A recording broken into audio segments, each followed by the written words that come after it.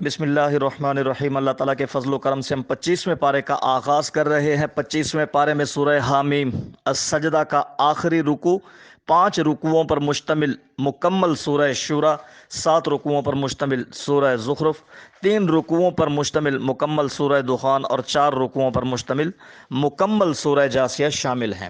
سورہ حامیم السجدہ کے 6 رکوع میں آگاہ کیا گیا کہ قیامت کا علم صرف اللہ ہی کے پاس ہے، اسے ہر شے کا علم ہے، یہاں تک کہ وہ جانتا ہے کہ کس خوشے سے کیسا پھل نکلے گا اور کوئی مادہ کیا جنم دینے والی ہے۔ ان قریب اللہ کائنات اور خود انسان کے وجود میں لوگوں کو ایسی نشانیاں دکھائے گا جو قرآن کی دی ہوئی خبروں کے عین مطابق ہوں گی۔ تب لوگوں پر واضح ہو جائے گا کہ قرآن کی ہر بات سچی ہے، کائنات کی ہر شے کا خالق اللہ ہے اور وہ اللہ ہی کے حکم سے کام کر رہی ہے، جبکہ قرآن اللہ کا کلام ہے۔ اس کے بعد سورہ شورى کا آغاز ہوتا ہے۔ یہ حوامیم کے مجموعے کی تیسری صورت ہے۔ دوسری مکی صورتوں کی طرح اس میں بھی توحید، رسالت اور آخرت کے بنیادی عقائد پر زور دیا گیا ہے اور ایمان کی قابل تعریف صفات بیان فرمائی گئی ہیں۔ اسی ذیل میں آیت نمبر 38 میں مسلمانوں کی یہ خصوصیت بیان فرمائی گئی ہے کہ ان کے اہم معاملات آپس کے مشورے سے طے ہوتے ہیں۔ مشورے کے لیے عربی کا لفظ شورى استعمال ہوتا ہے، اس بنا پر سورت کا نام سورہ شورى ہے۔ سورت کے آخر میں یہ بتایا گیا ہے کہ اللہ تعالیٰ کسی بھی انسان سے روبرو ہو کر ہم کلام نہیں ہوتے، بلکہ وحی کے ذریعے کلام فرماتے ہیں، اور پھر اس وحی کی مختلف صورتیں بیان کی گئی ہیں۔ پہلے رکوع میں خبردار کیا گیا کہ جب اللہ کے ساتھ کسی کو شریک کیا جاتا ہے تو آسمان غضبناک ہو کر جوش سے پھٹ پڑنے کے قریب ہوتے ہیں۔ یہ فرشتے ہیں کہ جن کی اہل زمین کے لیے دعائے مغفرت ایسا نہیں ہونے دیتی۔ دوسرے رکوع میں ہدایت کی گئی ہے کہ اپنے جملہ معاملات میں اللہ ہی کو حاکم مانو، اس لیے کہ وہی تمہارا خالق، مالک اور رازق ہے۔ تیسرے رکوع میں بیان کیا گیا کہ خود ساختہ معبودوں کی عبادت کرنے والے خود غرض ہیں۔ ان معبودوں نے کوئی شریعت تو نہیں دی جس کے نفاذ یا اس پر عمل کرنے کے لیے مشقت اٹھانی پڑے۔ چوتھے رکوع میں اہل ایمان کے اوصاف بیان کیے گئے ہیں۔ وہ دنیا کی عارضی اور کم تر نعمتوں کے مقابلے میں آخرت کی دائمی اور برتر نعمتوں کو ترجیح دیتے ہیں۔ وہ اپنے اسباب کی قلت سے مایوس نہیں ہوتے اور باطل کی قوت و کثرت وسائل سے مروب نہیں ہوتے۔ ان کا مکمل بھروسہ اللہ پر ہوتا ہے۔ وہ بڑے بڑے گناہوں اور بے حیائی کی باتوں سے اجتناب کرتے ہیں۔ وہ غصے یا جذبات کی شدت سے کوئی اقدام نہیں کرتے، بلکہ ان کیفیات میں مخالفین سے درگزر کرتے ہیں۔ وہ اپنے رب کے ہر حکم پر لبیک کہتے ہیں اور اس کی فرما برداری میں جان و مال کی بازی لگا دیتے ہیں۔ وہ اللہ سے لو لگانے اور مدد حاصل کرنے کے لیے نماز قائم کرتے ہیں۔ وہ باہمی معاملات مشوروں کے ذریعے طے کرتے ہیں۔ وہ اللہ کی خوشنودی کے حصول اور نفوس تزکیہ کے لیے اللہ کے دیے ہوئے مال میں سے خرچ کرتے ہیں۔ جب ان پر زیادتی ہوتی ہے تو وہ بدلہ لیتے ہیں۔ برائی کا بدلہ لینے والوں پر کوئی ملامت نہیں، ملامت تو ان کو کی جائے گی جو لوگوں پر ظلم کر رہے ہیں اور زمین میں فساد مچا رہے ہیں۔ ہاں، جب اتنی قوت نہیں ہے کہ ظالموں سے ان کی برائی کا بدلہ لیا جا سکے تو ایسے میں انہیں معاف کر دینا ہی باعث اجر و ثواب ہے، اور بلا شبہ یہ بہت ہی ہمت کا کام ہے۔ 5ویں رکوع میں بتایا گیا کہ بیٹے پیدا کرنا یا بیٹیاں پیدا کرنا عورت کے اختیار میں نہیں ہے۔ اللہ جس کو چاہتا ہے لڑکیاں دیتا ہے، جسے چاہتا ہے لڑکے دیتا ہے، یا پھر ملا جلا کر لڑکے بھی دیتا ہے لڑکیاں بھی دیتا ہے، اور جس کو چاہتا ہے بانجھ بنا دیتا ہے۔ پھر اس کے بعد سورہ زخرف ہے۔ اس صورت کا مرکزی موضوع مشرکین مکہ کی تردید ہے، جس میں ان کے اس عقیدے کا خاص طور پر ذکر فرمایا گیا ہے جس کی روح سے وہ فرشتوں کو اللہ تعالیٰ کی بیٹیاں کہتے تھے۔ نیز وہ اپنے دین کو صحیح قرار دینے کے لیے یہ دلیل دیتے تھے کہ ہم نے اپنے باپ دادوں کو اسی طریقے پر پایا ہے۔ اس کے جواب میں اول تو یہ حقیقت واضح کی گئی ہے کہ قطعی عقائد کے مقابلے میں باپ دادوں کی تقلید بالکل غلط طرز عمل ہے، اور پھر حضرت ابراہیم علیہ السلام کا حوالہ دے کر فرمایا گیا ہے کہ اگر باپ دادا ہی کے پیچھے چلنا ہے تو حضرت ابراہیم علیہ السلام کی پیروی کیوں نہیں کرتے، جنہوں نے شرک سے کھلم کھلا بیزاری کا اعلان فرمایا تھا۔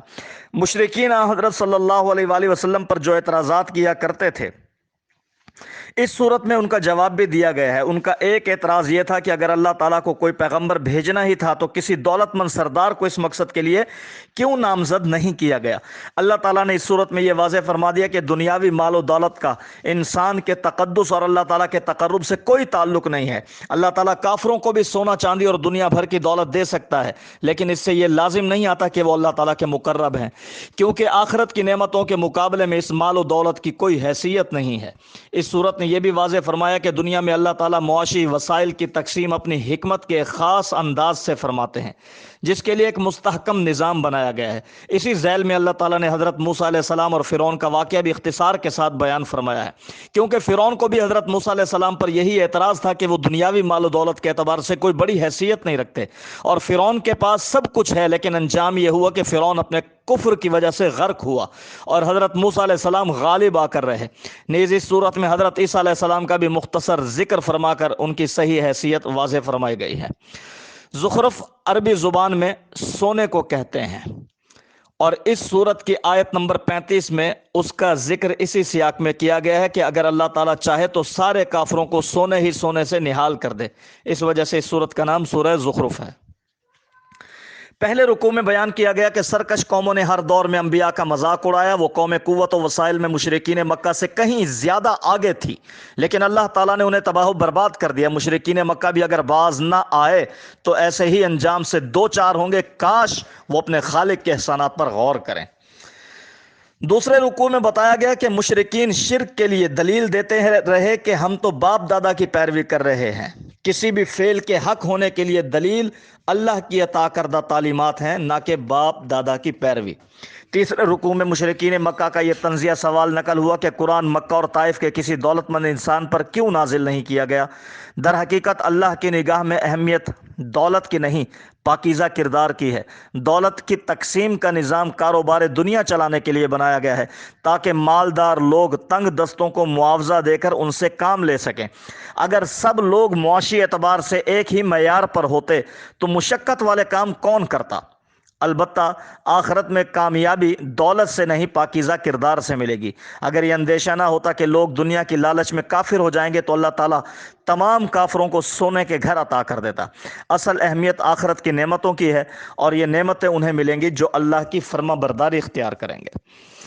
چوتھے رکوع میں خبردار کیا گیا کہ جو انسان اللہ کی یاد سے غافل ہو جاتا ہے، اللہ اس پر بطور سزا شیطان کو مسلط کر دیتا ہے، شیطان اس کا ساتھی بن کر اسے اللہ سے دور کر دیتا ہے۔ پانچویں رکوع میں آل فرعون کی بد نصیبی بیان کی گئی، اور چھٹے رکوع میں مشرکین مکہ کی حضرت عیسیٰ سے دشمنی کا رد کیا گیا ہے۔ مشرکین دعویٰ کرتے تھے کہ ہمارے معبود فرشتے ہیں، جو عیسائیوں کے معبود حضرت عیسیٰ سے بہتر ہیں۔ حضرت عیسیٰ انسان تھے اور کئی بشری کمزوریوں کے حامل تھے۔ ان کے ماننے والے تو یہ تصور رکھتے ہیں کہ انہیں صلیب پر لٹکا دیا گیا تھا۔ اللہ نے فرمایا کہ حضرت عیسیٰ اللہ کے بندے تھے اور پاکیزہ کردار کی بہترین مثال تھے۔ وہ قیامت کی ایک نشانی ہے، انہیں صلیب نہیں دی گئی بلکہ آسمان کی طرف اٹھا لیا گیا۔ وہ قرب قیامت دوبارہ نازل ہوں گے۔ ساتویں رکوع میں آگاہ کیا گیا کہ روز قیامت اللہ تعالیٰ کی فرما بردار اپنے اعمال کی وجہ سے ابدی نعمتیں حاصل کریں گے۔ اس کے برعکس مجرم اپنے جرائم کی پاداش میں ہمیشہ ہمیشہ جہنم کی آگ میں جلیں گے۔ مشرکین مکہ کہتے ہیں کہ فرشتے اللہ کی بیٹیاں ہیں۔ اگر واقعی اللہ کی کوئی اولاد ہوتی تو سب سے پہلے اس کی بندگی اللہ کے رسول صلی اللہ علیہ وآلہ وسلم کرتے۔ اللہ کی کوئی اولاد نہیں ہے، وہی معبود حقیقی ہے، ہر شے پر اسی کی بادشاہت قائم ہے۔ اس کے بعد پھر سورہ دخان ہے، اور مستند روایات کے مطابق یہ صورت اس وقت نازل ہوئی تھی جب اللہ تعالیٰ نے مکہ مکرمہ کے کافروں کو متنبع کرنے کے لیے ایک شدید قحط میں مبتلا فرمایا۔